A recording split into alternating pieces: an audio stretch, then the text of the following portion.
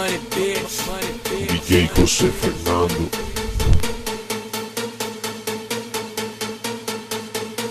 Delfín Asturiano.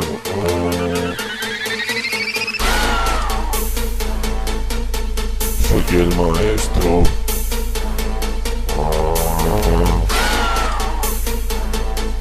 El dios del trap. Delfín. Hay que amar el maestro, muchos fueron los discípulos y muchos más discípulos tendré. Soy el puto primo, muy incuestionable. El micrófono desbordo, le doy gordo, le doy morbo. Simplemente por así el pro lo hago, hermano, machero hermano, no quiero probar ni pero bueno, pues yo machero hermano, yo voy hacia tu casa, que me has hablado porque me apetece. Se me pasó por la cabeza y lo hice, así de tremendo lo canto, porque lo pago, Gabriel pues el lo mantengo, con esa calidad que nadie los tiene, pero la mantiene. ¿Qué pasa? Que mi rapa sabe y solo consigo de casa. Yo soy el dios del trap, Delfín Asturiano, el dios del trap.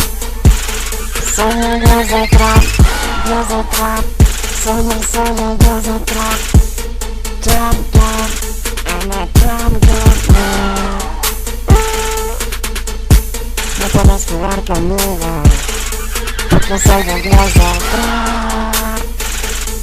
El dios del trap.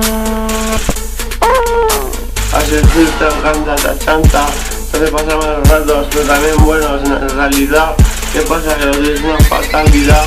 Final Fantasy VII, ¿qué pasa? Que ya no vas a la 11. Es una discoteca muy buena, la verdad es que hay chicas muy guapas, pero paso de ellas, solo quiero una puta perra que quiera mi cosa por un poco más y chao. En el baño ahí, sin acostarme en la cama ni nada, yo prefiero una cama de matrimonio y tener mi almohada para siempre, no solo una noche.